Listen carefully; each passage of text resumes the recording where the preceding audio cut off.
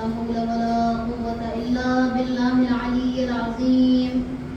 أعوذ بالله من الشيطان الرجيم. بسم الله الرحمن الرحيم. الصلاة والسلام والتحية والإكرام على أشرف الأنبياء والمرسلين أبي القاسم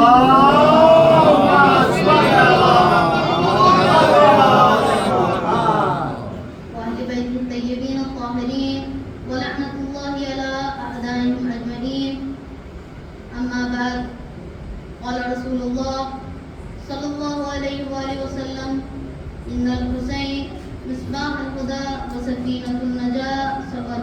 اللهم صل على محمد وآل محمد. بے شک حسین چراغ ہدایت اور کشتی نجات. جب ہم کربلا میں دیکھتے ہیں تو ہم کو دو گروہ نظر آتے ہیں، ایک حسینی گروہ اور ایک یزیدی گروہ. ایک حسینیت تو ایک یزیدیت، ایک طہارتوں کا بادشاہ تو ایک کثافتوں کا غلام، ایک چراغ ہدایت تو ایک ضلالت کی ظلم. یہ دو عنوان حسینیت اور یزیدیت کی شناخت ضروری ہے. انسان کربلا کے اندر جانے کا راستہ ڈھونڈ لے، جیسا کہ پیغمبر اکرم نے فرمایا. حضرت سید الشہداء کا تعارف ان الفاظ میں کروایا کہ ان الحسین مصباح الخدا و سفینۃ النجاۃ، کہ ذات گرامیہ حسین علیہ السلام چراغ ہدایت اور نجات کی کشتی. عزیزان محترم، کشتیاں وہاں انسان کو نجات دیتی ہیں جہاں عمیق اور گہرے سمندر ہو. ان سمندروں میں طوفان بھی ہو اور ہلاک و غرق کرنے والے موجیں بھی ہو، قلاتوں ڈوبنے کا خطرہ بھی ہو، غرق ہونے کا خطرہ بھی ہو. ایسے ہی میں کشتیاں آتی اور انسان کو نجات دیتی اور انسانیت کی کشتی کا نام حسین.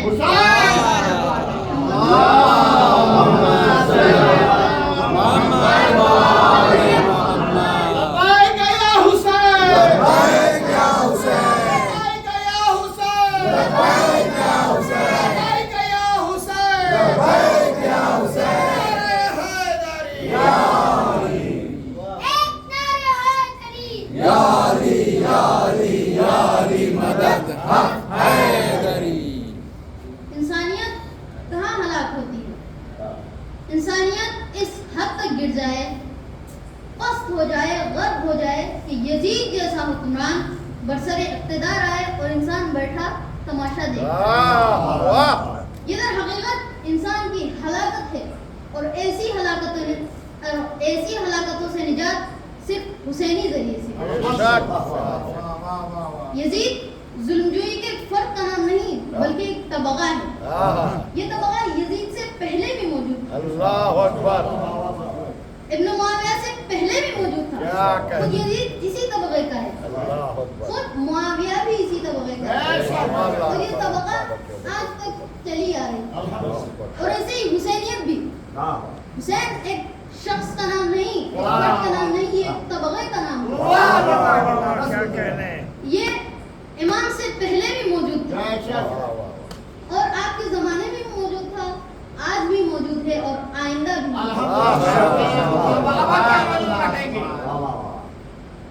کربلا میں ایک فرد کھڑا نہیں ہوا تھا بلکہ ایک پوری نسل کا وارث کھڑا ہوا. نسل انبیاء کا وارث، انبیاء کے محنتوں کو بچانے کے لیے آیا. امام حسین کے مقابلے میں یزید بھی تھا، وہ بھی وارث ہے، وہ بھی تنہا نہیں تھا، یعنی وہ بھی پوری نسل سے کھڑا ہوا. وہ کس کا وارث ہے؟ یزید کس کا وارث ہے؟ یزید معاویہ کا وارث ہے. یزید آل ابو سفیان کا وارث ہے. نہ صرف آل ابو سفیان کا، یزید فرعون کا وارث ہے، آل فرعون کا وارث ہے، آل نمرود کا وارث ہے، آل قارون کا وارث ہے، آل قابیل کا وارث ہے. یعنی جتنے ستمگر تاریخ میں جتنے ستمگر تھے ان سب کا وارث ہے. کیونکہ ظالم کو بھی ارث ملتی ہے اور مظلوم کو بھی ارث ملتا ہے. در حقیقت یہ دو نسلوں کے وارث تھے، دو سلسلوں کے وارث تھے. ایک وارث نسل انبیاء تو ایک وارث نسل ظلمت. ایک وارث نسل انبیاء تو ایک وارث نسل ظلم کا سوال بھی ہے. اللهم صل على محمد وآل محمد. جس طرح یہ وارث تھے اسی طرح یہ مورث بھی تھے. وارث اسے کہتے ہیں جو ارث لے اور مورث اسے کہتے ہیں جو ارث چھوڑے. ان دونوں نے بھی اپنے پہلے نسلوں سے ارث لیا اور اپنے بعد والوں کے لیے چھوڑا. یعنی یزید جو کچھ فرعون اور نمرود سے لیا تھا وہ کربلا لے آیا اور اپنے بعد والوں کے لیے چھوڑ دیا اور اس کی نسلیں اسے سنبھالا. اور اسی طرح حسین علیہ السلام کی نسلیں ان کی ارث کو سنبھالا. بس معلوم ہوتا ہے کہ ان کی وراثت آج تک چلی آ رہی ہے. حسینی ارث اور یزیدی ارث آج تک چلی آ رہی ہے. جنگ خیبر میں یہودیوں کے خلاف علی علیہ السلام نے جیتی. کیا جنگ خیبر نہیں ہے؟ اس جنگ میں عملاً رسول خدا نے دوسروں کا علم دے دیا. اگر آج بھی یہودیت کے خلاف کوئی لڑے گا تو علی لڑے گا.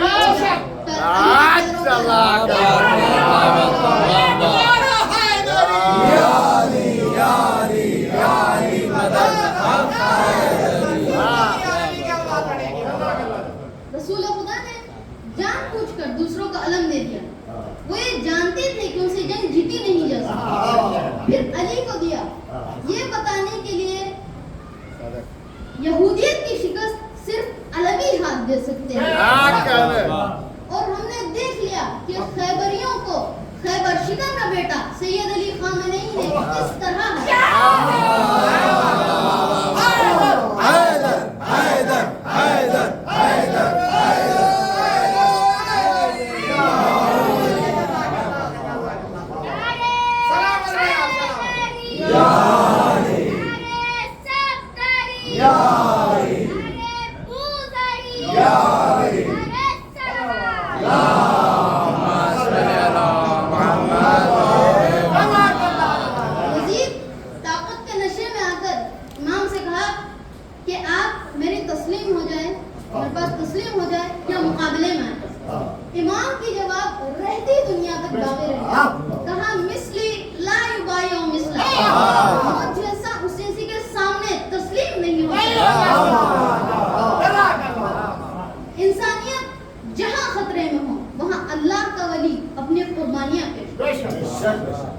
انسانی قدروں کو بچانے کے لیے اپنے آپ کو بلاؤں کے سپرد کرتا ہے.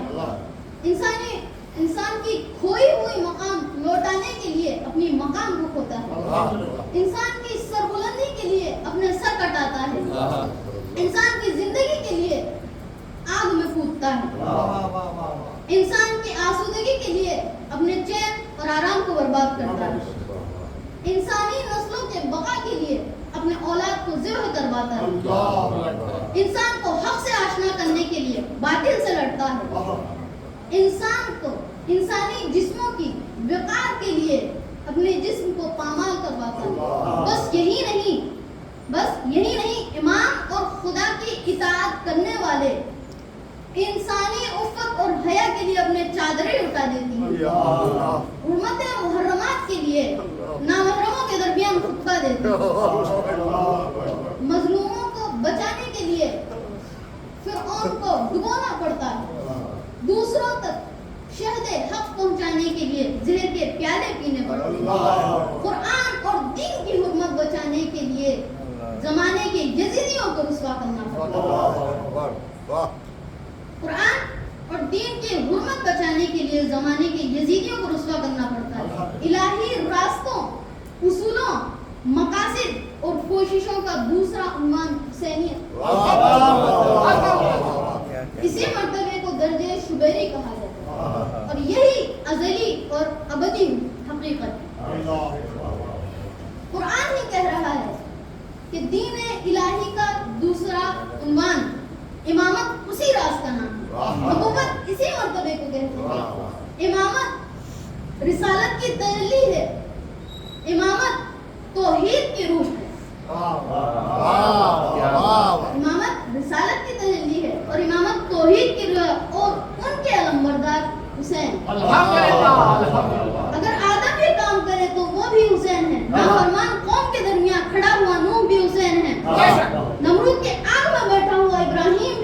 حسین ہے، واہ چھری کے نیچے تسلیم اسماعیل بھی حسین ہے، موسیٰ کو قتل کرنے والا فرعون کو قتل کرنے والا موسیٰ بھی حسین ہے، صلیب پہ لٹکا ہوا عیسیٰ بھی حسین ہے، طائف میں پتھروں سے لہو رہا محمد بھی حسین ہے،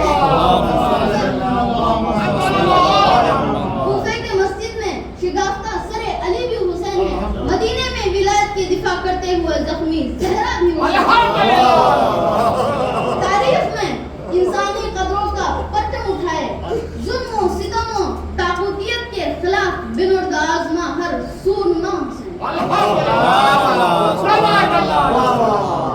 حق کے خاطر خدا کی راہ میں کٹ کر گرنے والے ہر شہید کی لاش بھی حسین ہے، کیونکہ یہی ازلی اور ابدی حقیقت ہے جس نے کبھی اپنا انداز بدلا نہیں، ہمیشہ ثابت قدم رہا، ہمیشہ جاہد و پابند رہا، کوفی اور شامی اپنے انداز بدلتے ہیں، یزید سمجھتا تھا سبب محمد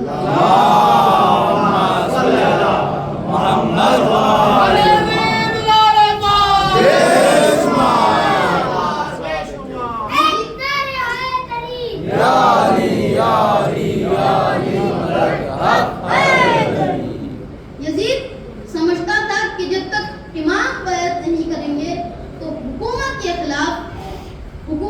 خلاف شریعت کا محاذ قائم ہے، اور اگر بیعت کر لے تو ہمیشہ کے لیے حکومت کے مخالفت سے، حکومت کے خلاف سے شریعت ہٹ جائے گی، یعنی اب حسین کی بیعت کا سوال نہیں بلکہ شریعت کی بیعت کا، بیعت کے معنی ہے جھک جانا، یعنی اگر شریعت دوسروں کے سامنے جھک جائے، یعنی اس کا قانون، اس کے پورے قانون دنیا کے قانون کے سامنے جھک جائے، اب لباس حسین میں فقط حسین کی عزت کا سوال نہیں بلکہ اللہ کی عظمت کا سوال ہے۔ حسین نے زبان سے نہیں بلکہ اپنے عمل سے یہ ثبوت دے دیا کہ بیعت نہیں کروں گا، بیعت نہیں کروں گا، اب بیعت نہیں کروں گا تو کیا کروں گا، بیعت نہیں کروں گا چاہے وطن چھوڑنا، بیعت نہیں کروں گا چاہے در بدر پھرنا، بیعت نہیں کروں گا چاہے اللہ کے گھر میں بھی، خدا کے گھر میں بھی پناہ نہ ملے، بیعت نہیں کروں گا چاہے ہزاروں لشکر چاروں طرف سے گھیر لیں۔ ہاں اہل اعضاء، بیعت نہیں کروں گا چاہے پانی بند کی، بیعت نہیں کروں گا چاہے بچوں کی العطش کی آوازیں، بیعت نہیں کروں گا چاہے سکینہ پیاس سے تڑپ رہی، بیعت نہیں کروں گا میرا ششمہارا بیٹا ذبح کر رہا۔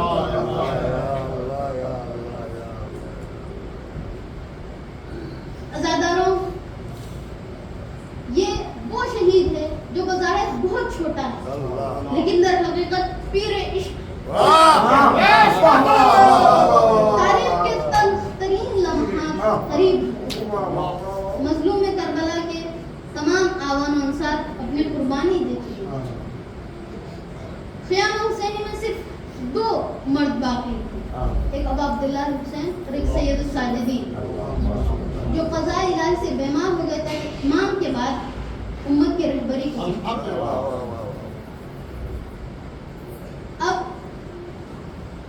امام حسین تنہا رہ گئے، جب امام حسین اپنے آپ کو تنہا پایا تو اپنی حجت کو تمام کی اور کہا هل من ضاب يذب عن حرم رسول الله، هل من موحد يخاف الله فينا، هل من مغيث يرجو الله بإغاثتنا، هل من معين يرجو ما عند الله في إعانتنا، کیا کوئی ہے جو حرم رسول خدا سے دفاع کرنے کے لیے، حفاظت کرنے کے لیے آئے، کیا کوئی ہے، کیا کوئی یکتا پرست ہے جو خدا کا خوف کرے اور ہماری مدد کرے، کیا کوئی ہے، کیا کوئی فریاد رس ہے، کیا ہے کوئی فریاد رس جو ہماری نصرت پائے، کیا ہے کوئی جو خدا کی رضا اور رضوان کے لیے ہماری مدد و نصرت پائے۔ جب امام کی صدائے خیموں تک پہنچی تو بیویاں سمجھ گئی کہ امام اب تنہا ہے. قیام سے گریہ و بکا کی آوازیں بلند ہوئیں.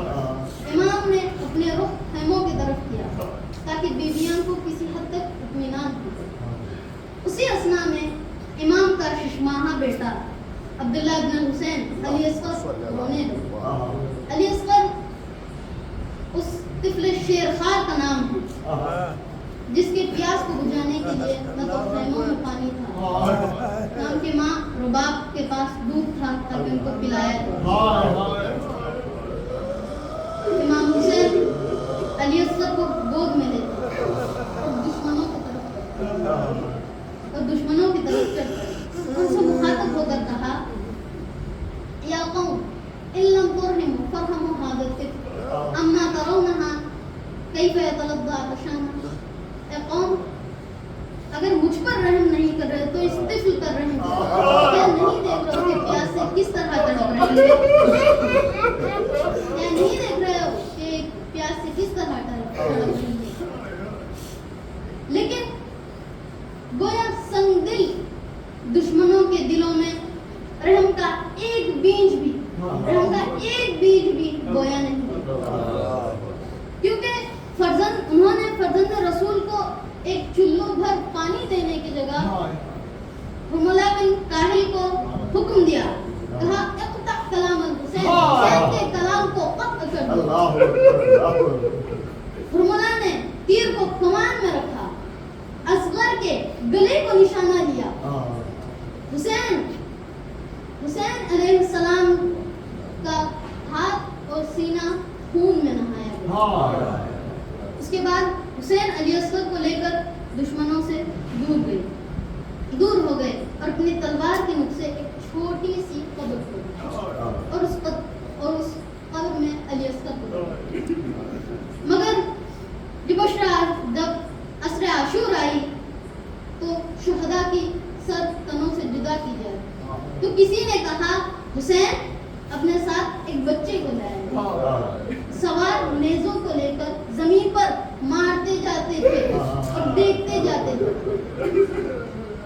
اسی اثنا میں ایک لعین نے زمین پر ایسا نیزہ مارا، زور سے کھینچا، اصغر کی لاش اس چھوٹے سے شہید کے سر تن سے جدا کی گئی.